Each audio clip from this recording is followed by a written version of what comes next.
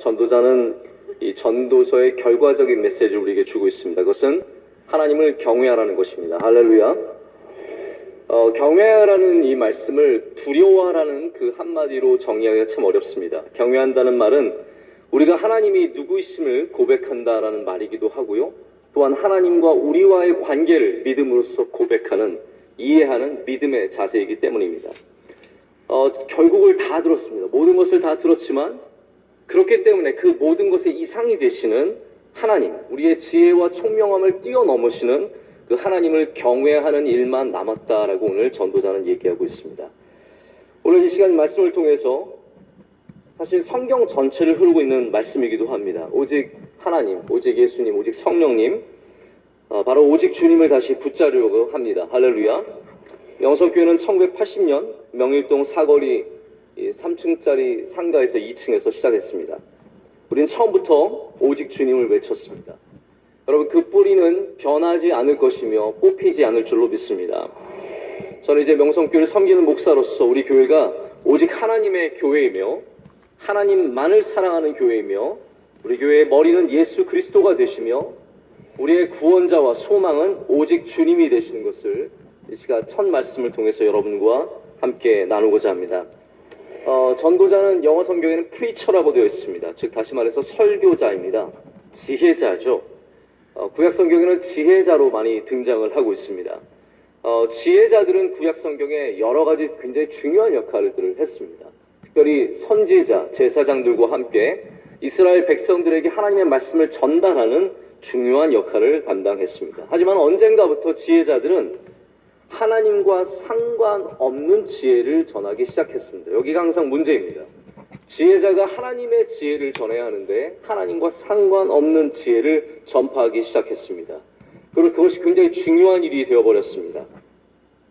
그럼 마치 율법을 지키는데 하나님의 마음과 상관없는 율법을 지켰던 사람들처럼 지혜자는 하나님이 기뻐하시지 않는 하나님과 상관이 없는 지혜를 가르쳤습니다. 한 가지 예로 우리가 잘 알고 있는 같은 지혜 문학 가운데 하나인 욥기서를 보면 욥기들의 친구들의 말을 한번 들어보십시오. 여러분, 그들의 말은 굉장히 지혜가 있습니다.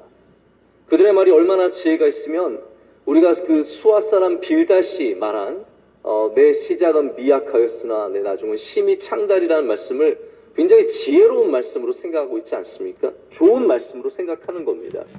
심지어는 의인 욥도 하나님에 대해서 많은 이야기를 했지만 결국 하나님께서는 마지막에 나타나셔서 뭐라고 말씀하십니까? 너희들은 아무것도 모르는구나 라고 말씀하십니다. 너희가 아는 것이 없다라는 거예요. 나에 대해서 아는 것이 아니라 그냥 지혜와 지식만 많아져서 이야기할 뿐이지 내 마음과 내 생각을 너희가 모른다라고 천둥같이 말씀하십니다. 여러분, 하나님을 경외하는 것이 그렇기 때문에 사실 욥기의 중심 주제고 마지막 결말입니다. 전도서도 욥기와 똑같은 특징을 갖고 있습니다. 하나님을 떠난 하나님에 대한 지식은 다 헛되고 헛된 것입니다. 그렇기 때문에 전도자는 끊임없이 헛되다라고 얘기하는 겁니다. 우리가 정말로 다 들은 뒤에 하는 바른 자세는, 가져야 할 바른 자세는 하나님을 온전히 경외하는 것이 되어야 할 줄로 믿습니다. 욥도 이렇게 마지막에 얘기했습니다. 무지한 말로 이치를 가리는 자는 누구이니까? 나는 깨닫지도 못한 일을 말하였고 스스로 알 수도 없고 헤아리기도 어려운 일을 말하였나이다. 욥도 나중엔 결국 다시 그의 의로움과 그의 지혜를 다 내려놓고 하나님 앞에 엎드리는 사람이 되었습니다. 여러분, 우리는 이 시간 많은 것을 들었습니다. 그러나 하나님을 경외하는 자가 되어야 할 줄로 믿습니다. 그렇기 때문에 오직 주님은 첫 번째로 하나님의 뜻이 이루어지기를 원하는 것이 오직 주님의 신앙입니다. 이 전도서의 중요한 메시지 중에 하나는 하나님의 뜻이 이루어진다라는 겁니다. 아멘. 하나님의 뜻이 이루어집니다. 우리가 알지 못하는 수많은 것들 속에서 우리는 혼란스럽고 우리는 괴롭고 어렵지만 하나님의 뜻은 항상 이루어집니다. 우리는 부족할지라도, 아니 넘칠지라도 우리의 능력과 우리의 부족함 때문에 되고 안 되고가 아니라 하나님의 뜻은 항상 이루어집니다. 그렇기 때문에 우리는 다 들었지만 이제 다시 그렇게 이루시는 하나님을 경외하는 오직 주님의 신앙을 붙잡아야 합니다. 예수님께서 제자들에게 이렇게 기도하라고 말씀하셨습니다. 하늘에 계신 우리 아버지여, 이름이 거룩히 여김을 받으시오며 나라가 임하옵시며 뜻이 하늘에서 이루어질 것 같이 땅에서도 이루어지이다. 아멘. 예수님도 제자들에게 하나님의 뜻이 땅에서 이루어질 것에 대해서 기도하라고 말씀을 주셨습니다. 여러분, 우리는 우리의 뜻이 아니라 하나님의 뜻이 이루어져야 합니다. 내가 계획하고 내가 원하는 대로 삶이 가는 것이 아니라 하나님의 뜻이 이루어져야 합니다. 하나님의 뜻이 있다는 것을 믿어야 합니다. 미국의 가장 뛰어난 신학자가 누구냐 한다면 아마 많은 분들이 조나단 에드워즈라고 꼽을 것입니다. 그러나 저는 거기에 감히 아브라함 링컨을 가장 뛰어난 신학자다라고 말하고 싶습니다. 우리가 그냥 링컨을 알기로는 기도 많이 한 혹은 성경을 열심히 외운 대통령 정도로 알고 있지만 링컨은 참으로 하나님을 알기 위해서 갈구했던 사람입니다. 그는 신학자에 가깝습니다. 특별히 링컨이 대통령이 된 다음에 자기가 가장 사랑하는 어린 아들을 열병으로 잃었습니다.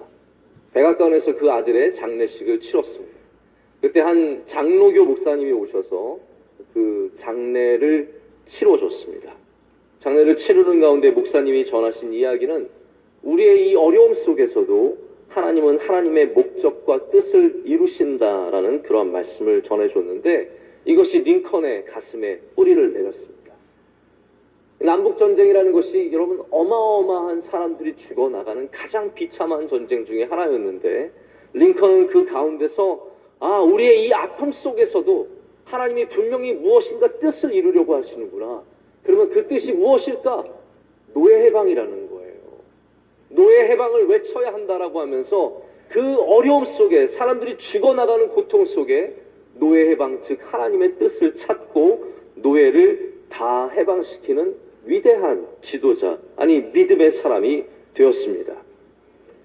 그가 노예 해방을 외친 다음에 북군이 남군을 무찔러서 이겼습니다. 그리고 그는 재선되는 영광을 누렸습니다. 두 번째 텀을 시작하는 그 승리의 잔치, 취임식에서 그가 한 연설은 가장 신학적인 선언이고 고백입니다. 이 선언문에서, 이 취임식에서 링컨은 절대로 승리자의 자세를 취하지 않았습니다. 우리가 이겼다가 아닙니다. 오히려 우리가 같은 성경을 읽고 있지만 서로 자기가 하나님은 나의 편이라고, 우리의 편이라고 서로를 적대시하는 우리에게 어느 누구도 승리를 얻은 것이 아니라 이 가운데서도 하나님은 여전히 하나님의 뜻을 홀로 이루어 가신다라고 말했습니다. 여러분, 이게 이해가 되십니까?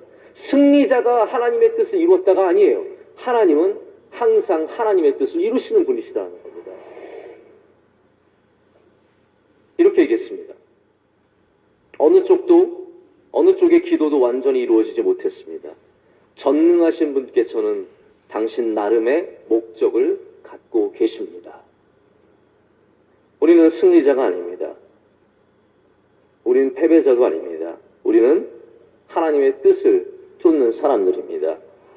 우리는 영원히 하나님을 경외하는 부족한 사람들일 뿐입니다. 링컨의 메시지가 위대했던 것은 남쪽을 적대시하지 않았습니다. 패배자라고 부르지도 않았습니다. 화합할 것을 촉구했기 때문입니다. 그의 마지막 문장은 미국 사회에서 가장 잘 알려진 문장으로도 지금까지 남아 있습니다. 영어의 malice toward none이라고 하는, 누구에게도 악의를 품지 말라는 것은 이 링컨의 말로서 많은 사람들이 외우고 있는 그러한 문장입니다.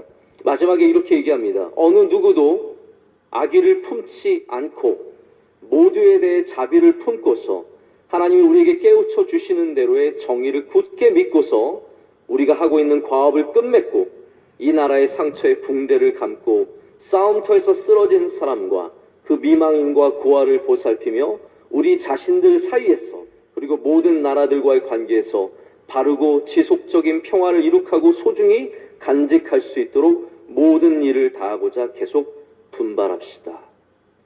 여러분, 승리자가 아니라 우리 하나님의 뜻을 이루자라는 것입니다.